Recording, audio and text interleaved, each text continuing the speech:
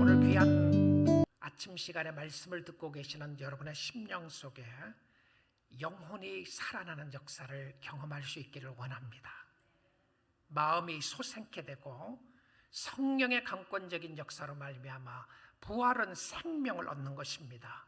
절망 가운데 있었던 사람들이 소망을 얻고 낙심하며 좌절하는 사람들이 새 힘을 얻는 축복이 있기를 주님의 이름으로 축복드립니다.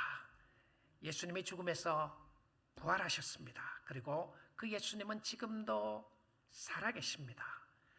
우리는 부활절 절기를 지키는 사람들이 아닙니다.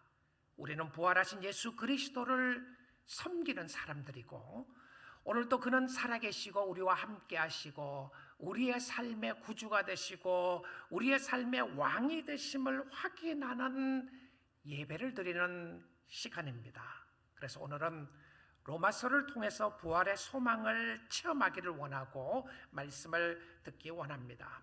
부활은 죽음 이후에 일어난 사건이죠. 죽음이 있어야 부활이 있습니다. 예수 안에서 죽어야 예수 안에서 살아날 수 있는 것입니다. 십자가가 있어야 부활이 있고, 그 십자가의 상징은 고난입니다. 그냥 단순히 삶이 어렵고 힘든 것이 아니라 죄로 인한 고난의 문제를 해결하는 것이 부활신앙입니다. 왜 우리의 삶에 부활의 소망이 필요합니까? 그것은 우리가 다 허물과 죄로 죽어 있었던 인생이기 때문에 그렇죠. 영적으로 죽었다는 말입니다. 여러분, 성도들의 현재의 삶을 한마디로 잘 요약하는 단어가 있습니다.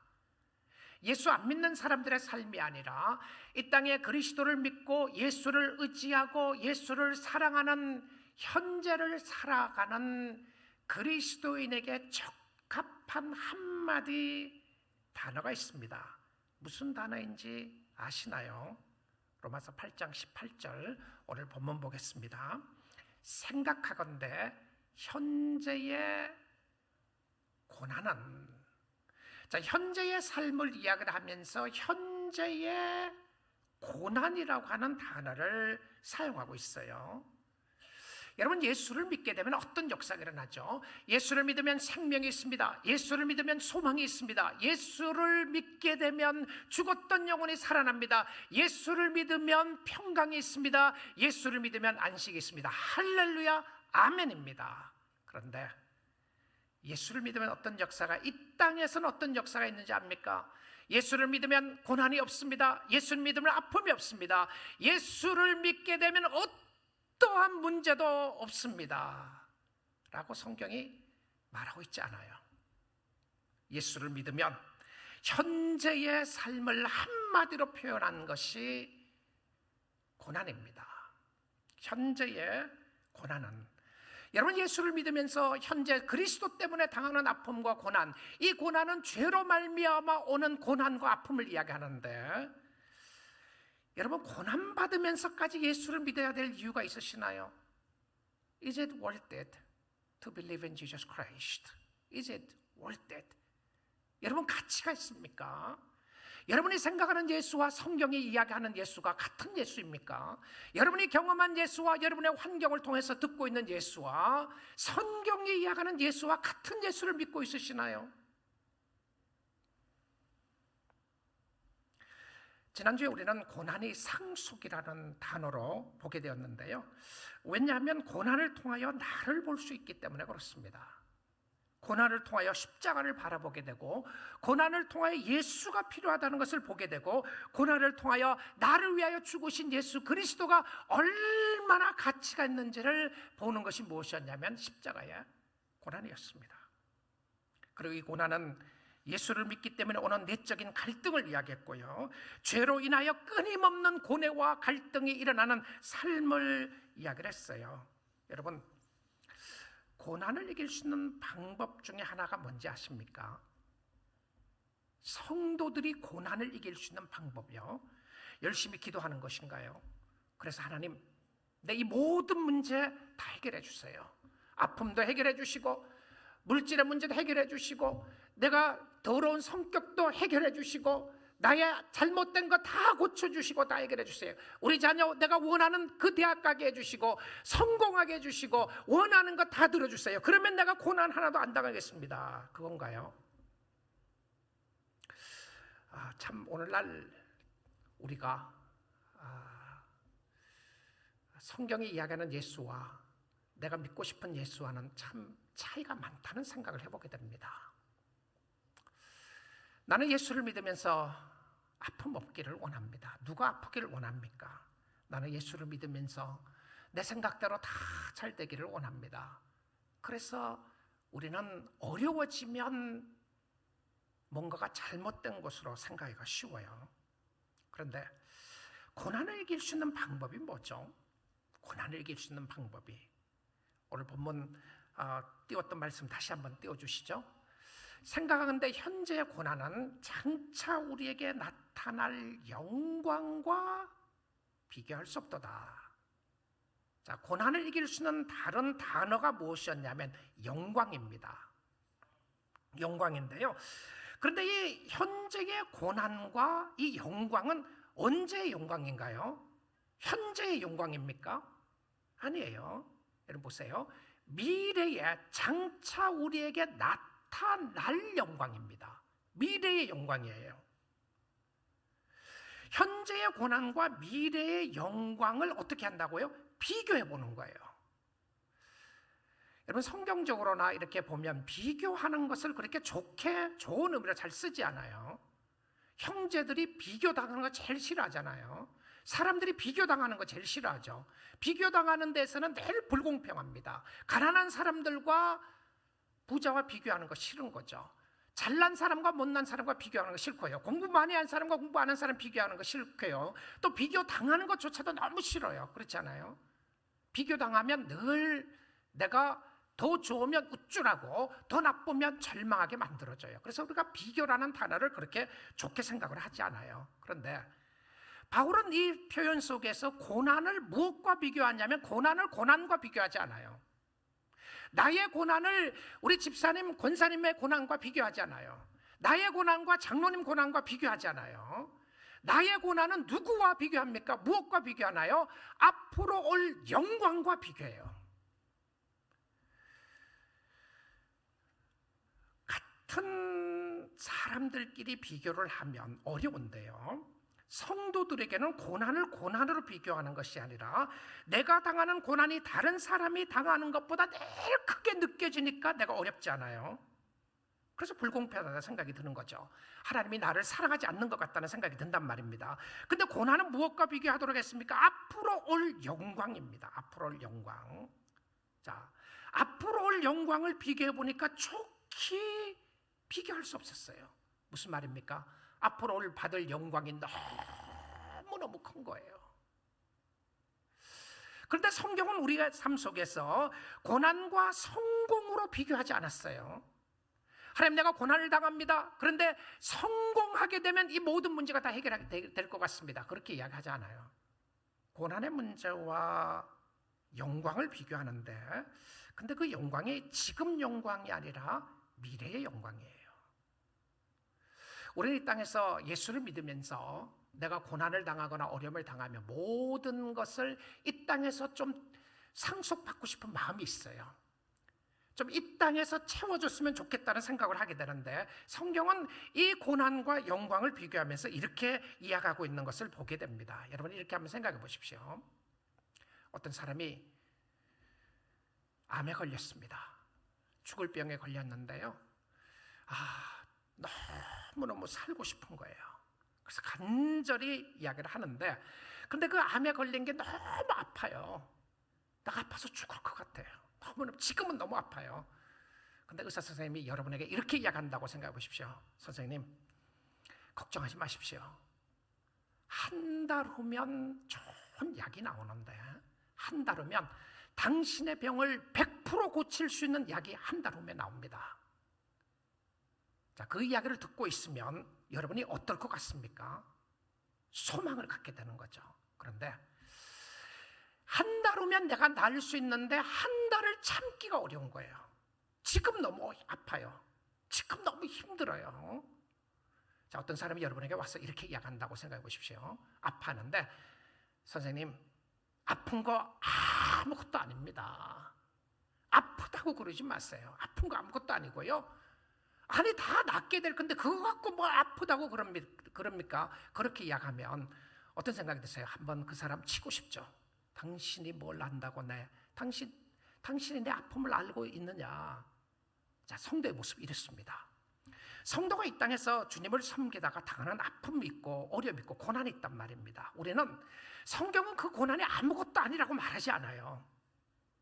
지금 당하는 고난이 너무 힘들고 어렵다고 이야기를 합니다. 그런데 우리가 곧 주님을 바라볼 영광의 그날을 카운트해 보니까 어때요?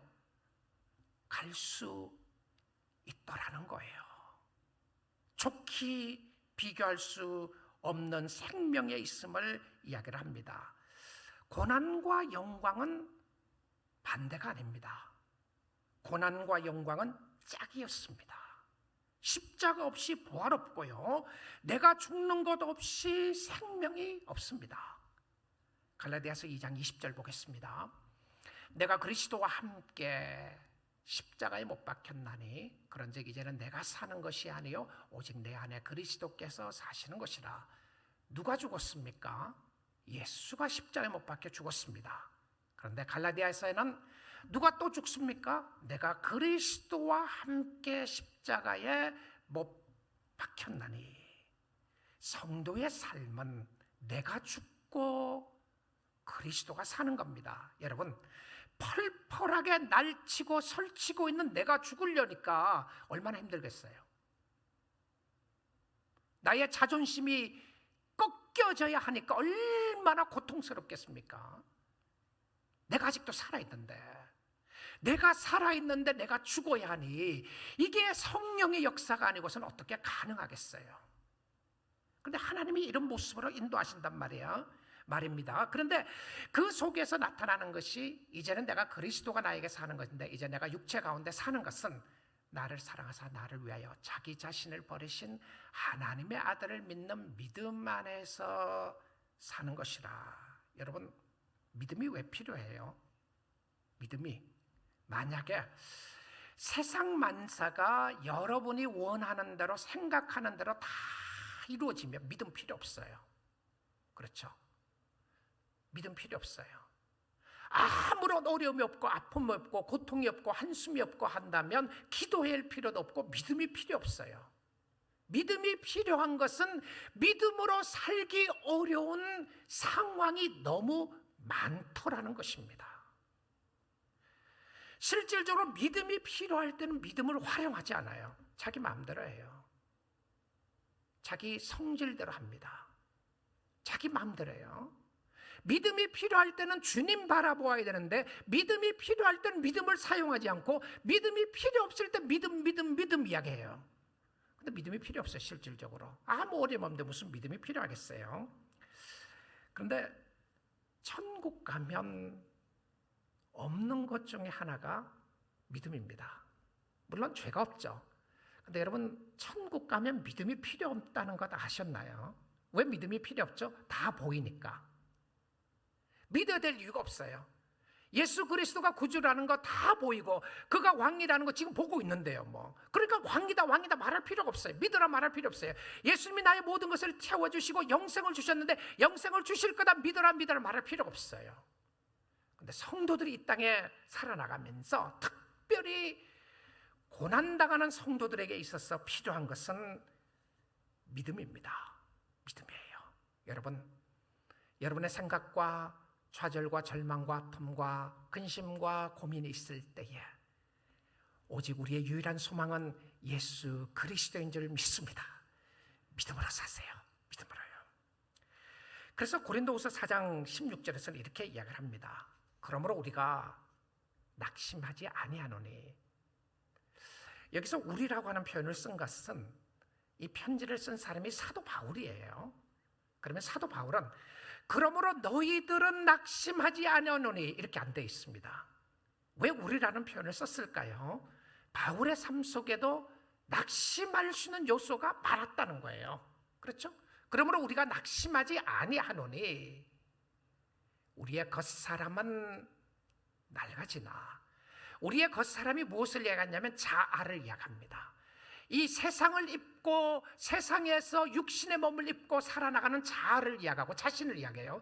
육신의 병을 이야기합니다. 육신의 아픔을 이야기하고요. 또 나라고 하는 사람이 있는 나 자신을 이야기해요. 근데 우리의 겉사람은 낡아지나 우리의 속사람이 누굽니까? 영입니다. 성령의 역사로 영이 덧입혀진 영을 이야기하는데 우리의 속사람은 날로 새로워지도다. 자, 예수를 믿으니까 우리의 겉사람이 날로 새로워지는 것 아닙니다. 예수 믿는 사람들이 아프고 힘들고 어려운 부분들이 많이 있음을 보게 되는데요. 자, 그 다음에 17절 보겠습니다. 우리가 잠시 받는 환난에 경한 것이, 자, 로마서 8장의 지금 말씀과 너무나도 비교되죠. 우리가 바울을 포함해서 하나님을 믿고 섬기는 저와 여러분이 우리가 잠시 받는 환난에 미미한 것이, 바울은 이렇게 이야기하지 않아요. 우리가 주님을 잘 섬기고 주님을 따라가면 환난이 없다고 말하지 않습니다. 어떠한 어려움도 당하지 않을 것이라고 말하지 않고요, 우리가 당하고 있는 환난이 쉽다고 말하지도 않아요. 우리는 잠시 받는 환난이라고 되어 있습니다. 잠시 받는. 자, 암병에 걸려서 죽을 사람에게 당신이 30일 후면 완전히 날 수 있다고 이야기를 한다면 어떻겠습니까? 그 사람이 손꼽아 기다리지 않겠어요?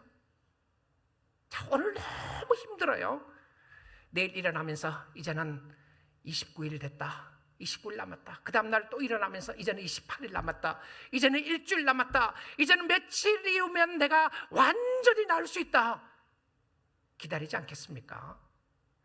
하나님께서 우리가 이 땅에 살아나가는 동안에 고난을 없애고 아픔을 없애는 삶을 이야기한 것이 아니라 우리로 하여금 부활의 소망을 가지라고 주시는 아픔이 있어요. 예수 기다리라고 하는 아픔이 있습니다. 그래서 환난에 경한 것이 지극히 크고 영원한 영광에 중한 것을 우리에게 나타내게 하기 위함이다. 지금 당하는 아픔보다 우리가 받을 영광은 좋게 비교할 수 없다다. 사랑하는 성도 여러분, 그래서 어떻게 살아야 되겠습니까? 어떻게 살아야 되겠어요? 하나님이 주신 영광스러운 영광을 바라보며 주님을 바라보고 살아나가는 가운데 어떤 모습이 우리에게 있어야 되겠습니까? 18절입니다. 우리가 주목하는 것은, 우리가 pay attention 하는 것은 보이는 것이 아니요 보이지 않는 것이니. 자, 우리가 이 땅에 살아나가면서 보이는 게 뭡니까? 보이는 거죠. 물질, 명예, 건강, 가정, 모든 겁니다. 내 눈으로 보이는 건 모든 거예요. 보이는 거예요. 자, 우리가 attention 하는 것은, 우리의 포커스는, 우리의 모든 관점은 보이는 데 두지 말아야 한다고 이야기합니다. 근데 성도가 오늘 여러분이 발버둥 치는 게 뭔가요?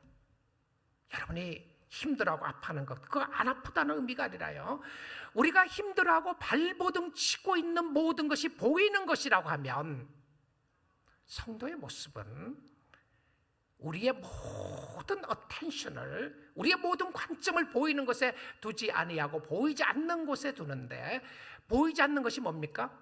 보이지 않는 것은 예수, 맞죠? 천국. 세상 사람들은 예수 천국 이야기하면 비웃습니다. 안 보이니까요. 근데 예수 믿는 사람들은 천국이 있음을 믿습니다. 믿죠? 예수 믿는 사람들은 예수님이 살아계신 걸 믿습니다. 믿죠? 보이지 않는 거예요. 근데 보이는 것은 잠깐이요, 보이지 않는 것은 영원함입니다. 할렐루야, 할렐루야. 잠시 잠깐 오면 오실 리가 오실 겁니다. 주님이 오신 거죠. 여러분, 현재 삶에 고난이 있습니까? 아픔이 있으시나요? 앞으로 올 영광을 보십시오. 다른 사람하고 비교하지 마시고요, 앞으로 올 영광을 바라보십시오. 십자가의 영광을 바라보시고 주님을 바라보고 주님을 섬기기를 원하는데요. 자, 근데 이 주님을 섬기면서 주님 때문에 오는 고뇌가 있어요. 고뇌가. 그것이 무엇이었냐면, 고난이 있고 고뇌가 있는 것을 잘 설명하는 한 단어가 있는데요, 그 단어가 탄식이라고 하는 단어입니다. 탄식이요. 탄식이라는 단어는 신약 성경에서 딱 9번 사용을 하는데 로마서 8장에서 3번 사용합니다. 근데 이 탄식이라고 하는 것은 울부짖음이고요, 죄의 습성을 잘 나타내준 단어 중에 하나인데요, 죄로 말미암아 오게 되는 감정적인 결과 중에 하나가 탄식입니다. 이것을 벗고 싶어서 울부짖는 부르짖음이에요.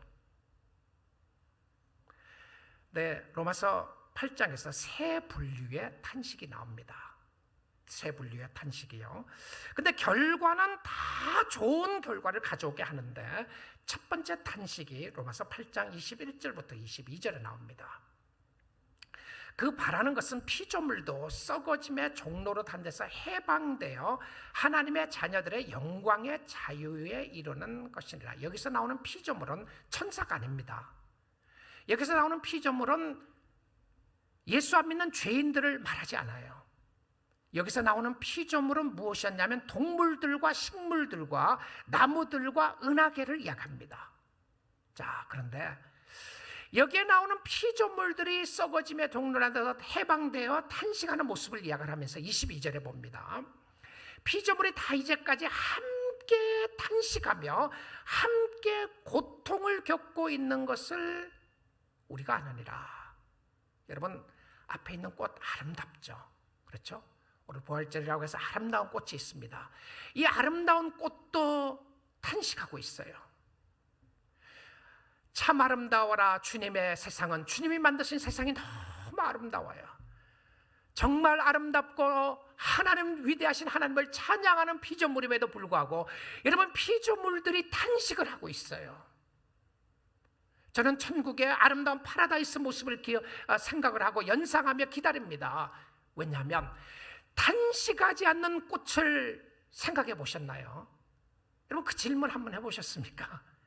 아, 꽃을 표현하면서 방긋, 꽃처럼 방긋 웃는다고 표현을 쓰잖아요. 그러면 꽃을 보면 정말 아름답다, 나무를 보면서 아름답다, 숲을 보면서 아름답다 그랬는데, 우리가 생각하는 그 아름다움의 최고의 아름다움이 에덴 동산입니다. 파라다이스예요. 그럼 저는 이렇게 생각합니다. 파라다이스에 있었던, 에덴 동산에 있었던 꽃과 나무와 동물들은 우리의 죄로 말미암아, 아담과 하와의 죄로 말미암아 땅이 함께 타락하게 되었어요. 그래서 이 땅은 가시와 엉겅퀴를 내게 되었습니다. 그리고 이 땅에 있는 동물들은 싸나운 동물들이 일어나게 됐어요.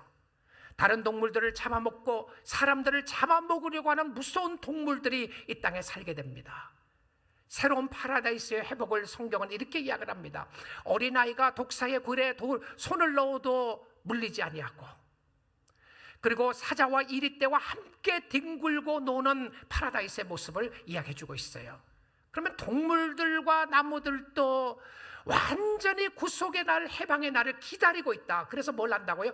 탄식하고 있다고 그래요. 야, 꽃아, 꽃 되게 미안하다. 나 때문에 네가 아파하는구나. 나 때문에 너희들이 고생이 많다. 나의 죄 때문에 은하계와 이 세상이, 이 땅이, 지구가 몸살을 한다, 그런 표현을 쓰잖아요. 우리 때문에 지구가 몸살을 하는 거예요. 그래서 하나님이 새하늘과 새 땅을 창조해 놓으셨습니다. 그리고 우리는 그 땅을 바라보고 나가게 됩니다. 두 번째 탄식이 나오는데요, 두 번째는 성도들의 탄식입니다. 로마서 8장 23절인데요 그뿐 아니라 또한 우리 곧 성령의 처음 익은 열매를 받은 우리까지도 속으로 탄식하며 양자될 것 곧 우리 몸의 속량을 기다리느라. 여기서 이 바울이 분명하게 밝힙니다. 성령의 처음 익은 열매를 받은 사람만이 탄식합니다. 아셨나요? 예수를 제대로 믿고 예수를 바로 섬기는 사람들의 심령 속에 탄식이 있어요. 부르짖음이 있단 말입니다. 그러니까 여러분이 주님을 찾는 부르짖음이 필요한 거예요. 이 부활절 아침 시간에 우리가 말씀을 들으면서 나에게 탄식이 있는가 보는 겁니다. 근데 이 성경에 처음 익은 열매들의 탄식이 무엇일까? 여기에 대한 해석을 찰스 스펄전 목사님이 이렇게 해석을 합니다. 우리는 회개하라는 보석, 값을 매길 수 없는 진주의 믿음, 하늘의 에메랄드인 소망, 그리고 영광의 루비인 사랑을 소유하고 있습니다. 우리는 성령의 역사에 의하여 이미 그리스도 예수 안에서 새로운 피조물이 되었습니다. 이것들이 성령으로 말미암아 처음에 오는 열매이기 때문에 첫 열매라고 부릅니다. 너무너무 아름답죠? 회개하라는 보석, 값을 매길 수 없는 진주의 믿음, 하늘의 에메랄드와 같은 푸른 소망, 그리고 영광의 루비와 같이 빛나는 사랑. 자, 이걸 누구에게 줬어요? 성도들에게 줬어요. 회개, 믿음, 소망, 사랑인데, 그래서 첫 열매는 추수의 보증입니다. 그리고 첫 열매는 하나님께 드리는 거룩한 제물입니다. 성도의 탄식입니다. 자, 이 부분을 집중적으로 좀 볼 텐데요. 세 번째는 성령의 탄식인데, 이 성령의 탄식은 다음 주에 보겠습니다. 성령께서 왜 탄식해요? 로마서 8장 26절입니다.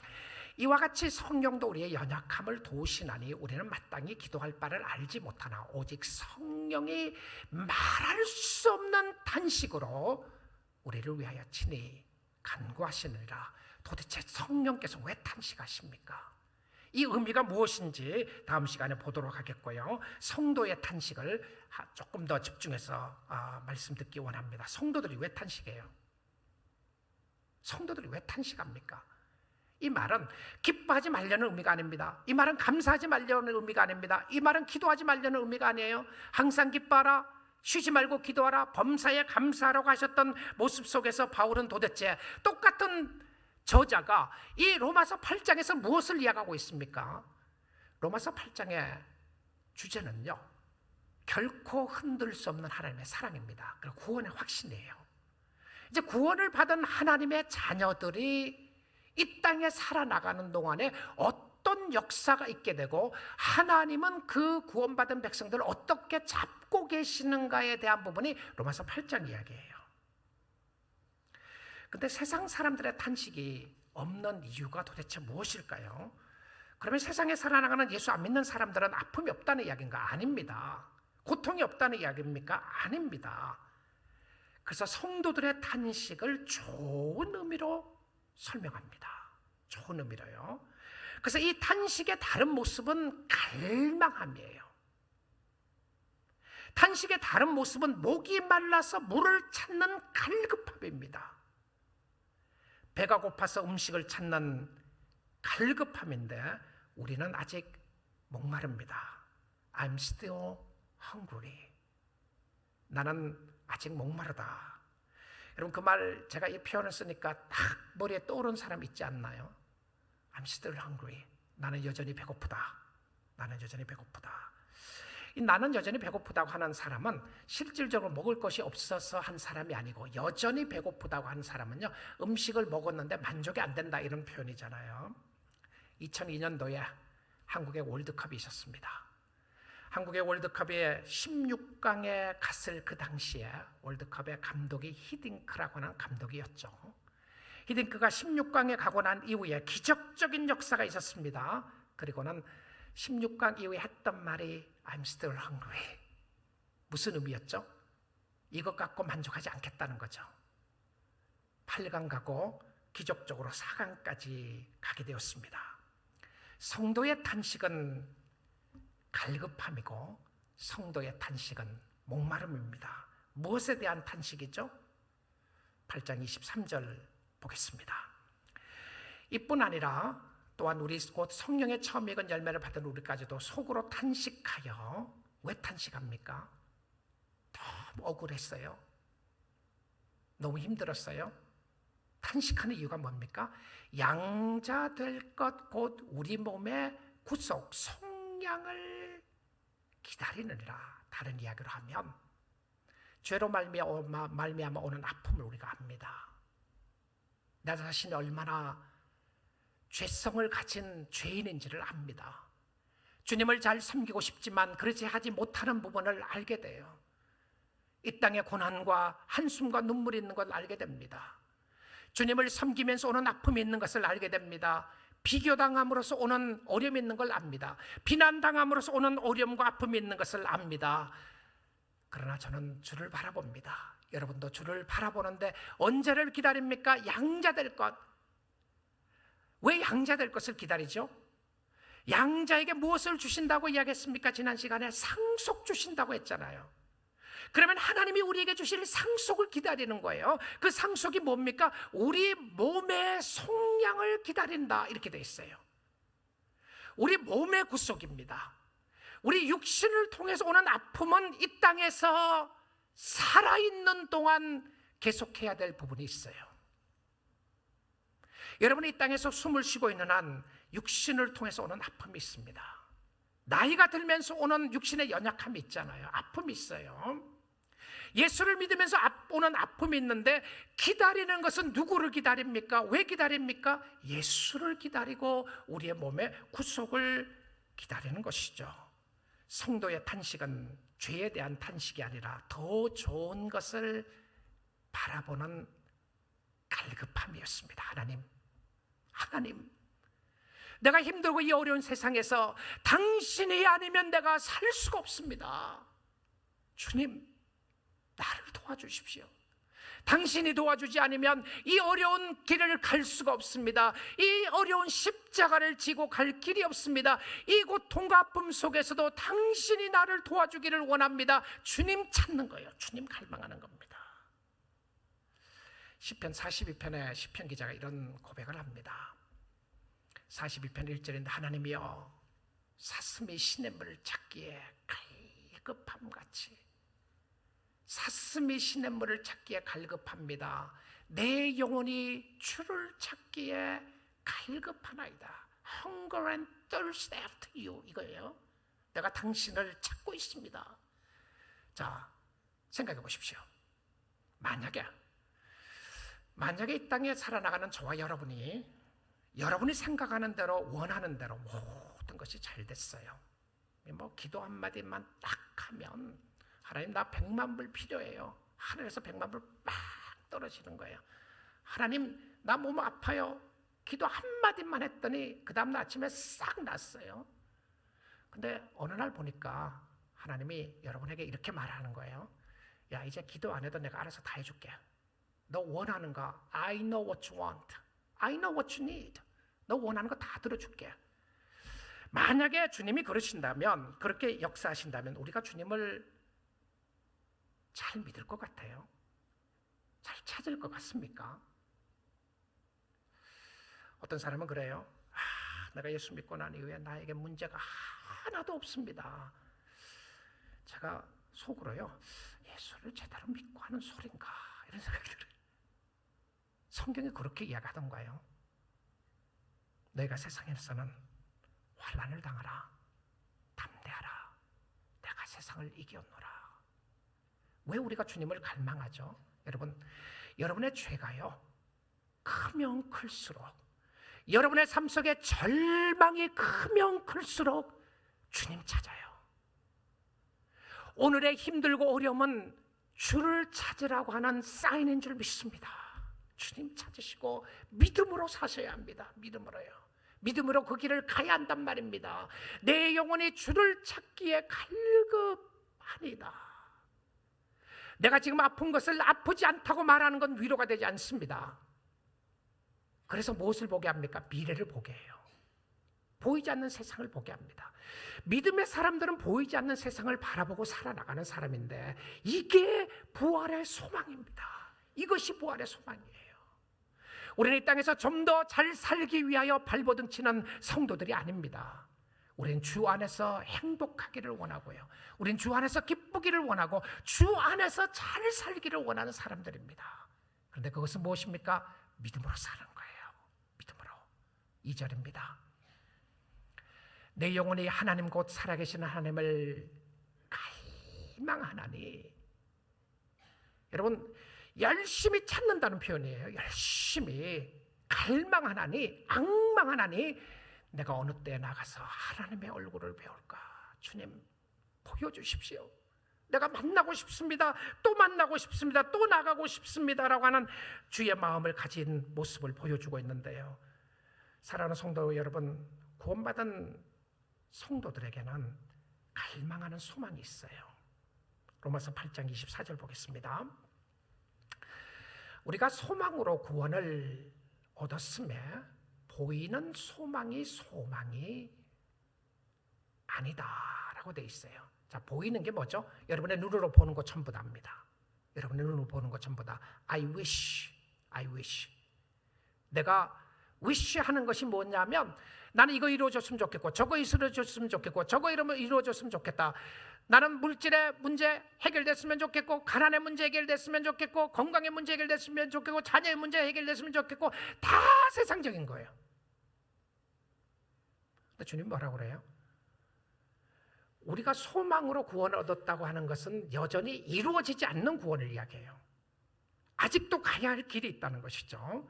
근데 보이는 소망이 아니고 보는 것을 누가 바라래요?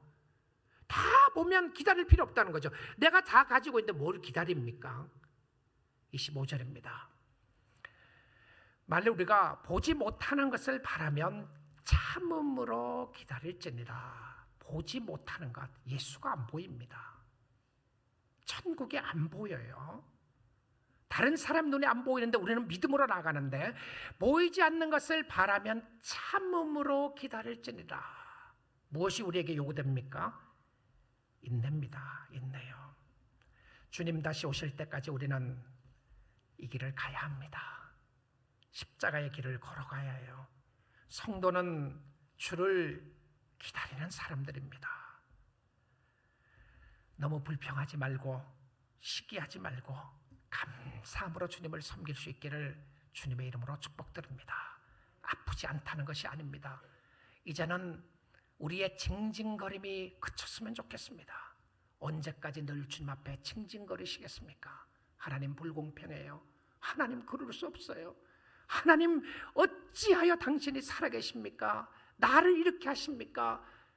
여러분, 소망을 하나님께 둘 수 있기를 주님의 이름으로 축복드립니다. 주님 바라보고 나가자고요. 여러분에게는 각자가 당하는 아픔이 있을 것입니다. 코로나 팬데믹으로 인하여 오는 많은 스트레스가 있을 것이고요. 앞으로 살아가면서 또 올 절망의 마음을 생각을 하니까 끊임없이 여러분들을 힘들게 하고 어렵게 하는 부분들이 있을 것입니다.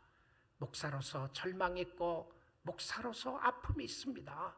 목사로서 비난이 있고 목사로서 할 말 못할 정말 말할 수 없는 어려움들이 있습니다. 여러분 성도로서도 그럴 것입니다.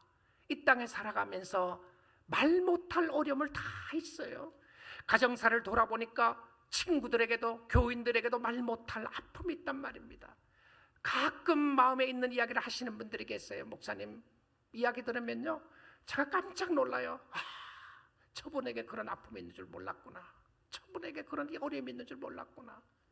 주님만을 바라보게 하는, 그래도 어떡하겠습니까? 내가 주님 의지하게 도와주십시오. 기도해 주세요. 여러분 성도의 모습이었습니다. 성도의 모습이었어요. 왜 기다립니까? 왜 기다리죠? 왜 소망을 합니까? 오늘보다 더 좋은 미래가 있기 때문에 그렇습니다. 예수가 살아있기 때문에 그렇습니다. 예레미야가 3장 25절 26절 볼게요. 기다리는 자들에게나 구하는 영혼들에게, 이 기다린 자라고 하는 표현은 육신의 모습을 강하게 좀 담고 있다고 하는 갈망이고요. 그 다음에는 구하는 영혼이라고 하는 표현을 써요. 영적인 부분을 표현하면서 구하는 성도들입니다.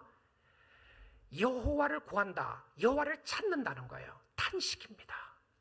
하나님, I need you, Lord. I need you. 내가 세상에 그거 없다고 할지라도 without you, I can do nothing. 내가 당신 없이는 아무것도 할 수가 없습니다. 그래서 내가 오늘 또 당신을 찾아 갈망합니다. I need you. 주님 앞에 부르짖습니다. 주님, 당신이 하시지 않습니까? 그들에게는 어떻다고요? 여호와는 선하시도다. 이 선하다는 표현이 좋다는 표현입니다. 누구에게 좋다고요? 여호와를 기다리고 여호와를 찾는 영혼에게 여호와는 좋으신 하나님이십니다. 기다리시고 부르짖으십시오. 그들에게 여호와 하나님은 좋으신 하나님이라고 약속해주고 있어요. 26절입니다. 사람이, 육신을 가진 사람이 여호와의 구원을 바라고 잠잠히 기다림이 좋도다.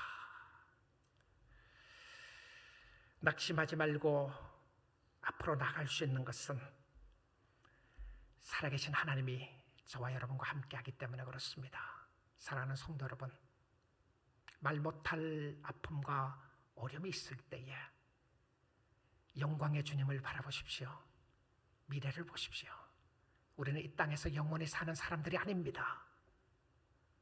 정말 하루속히 주님 보고 싶은 열망이 간절합니다. 주님 만나는 그날, 비교할 수 없고 상상할 수 없는 찬란한 영광으로 사랑하는 성도들을 맞이하고 기다릴 그 주님을 바라보시고 믿음으로 살 수 있기를 원합니다. 믿음으로 사셔야 돼요. 이 세상의 것이 전부인 것을 가지고 사는 사람들이 아니었습니다. 우리는 알고 있습니다. 주님을 내가 기다린다고 생각했는데요, 맞아요. 주님을 내가 기다리고 내가 주님을 소망하는 게 맞습니다. 그런데 뒤를 돌아보니까 주님이 나를 기다리고 계셨어요. 이사야 30장 18절입니다. 그러나 여호와께서 기다리시나니. 주님이 여러분이 빨리 주님 곁에 오도록 기다리고 있어요. 기다려준다. 누가 나를 기다려준다. 가슴 설레는 거죠. 하나님이 기다려주세요. 여호와께서 기다리시나니 이는 너희에게 벌을 주려 함이 아니고 경찰이 기다리는 거 아닙니다. 형사가 기다리는 거 아니에요. 판사가 기다리는 것 아닙니다. 여호와가 기다리는데 살아가는 자에게 너에게 은혜를 베풀려 하시며 일어나시리니 이는 너희를 긍휼히 여기려 하심이라. 대저 여호와는 정의의 하나님이시라. 그를 기다리는 자마다 복이 있도다. 이 몸의 소망 무행가 우리 주 예수뿐일세. 우리 주 예수밖에는 믿으리 아주 없습니다. 예수 안에 있는 우리 모두는 부활하게 될 것입니다. 찬란의 영광의 한 영광의 그날을 우리는 기다리고 있어요. 하나님의 나팔 소리를 우리는 기다리고 있습니다. 우리는 몸의 구속의 날을 기다리고 있어요. 이 땅에서 아픔과 고통이 없는 그날을 기다리며 주를 바라보는 것이 소망입니다. 우리는 이 땅에서 더 좋은 세상을 바라보는 사람들이 아닙니다. 그랬으면 얼마나 더 좋겠습니까? 그럼에도 불구하고 이 땅에 살아갔던 모든 사람들은 다 힘들고 어려운 길을 다 지나갔어요. 성도에게도 있습니다. 그러나 그들은 믿음으로 주님을 바라보는 사람이었습니다. 하나님의 나팔 소리를 기다리며 하나님의 나팔 소리 천지진동할 때에 예수 영광 중에 구름 타시고 천사들을 세계 만국 모든 곳에 보내어 구원받은 성도들을 모으리. 나팔 불 때 나의 이름, 나팔 불 때 나의 이름, 나팔 불 때 나의 이름. 주님 다시 오실 그날에 천국 잔치 참여하겠네. 영광의 그날, 부활의 소망이 있습니다. 오늘 그러기에 탄식 가운데서도 눈물을 닦고 감사합니다, 하나님 찬양합니다고 부를 수 있는 것은 우리만이 알고 있는 미래가 있습니다. 우리만이 알고 있는 회복이 있습니다. 우리만이 알고 있는 축복이 있습니다. 그 축복은 바로 예수 그리스도가 다시 오시고 영광의 집으로 인도하실 그 주님이 살아계심인 하나님의 은혜인 줄 믿습니다. 그 주님 바라보고 믿음으로 승리하는 여러분들이 다 될 수 있기를 주님의 이름으로 축복드립니다.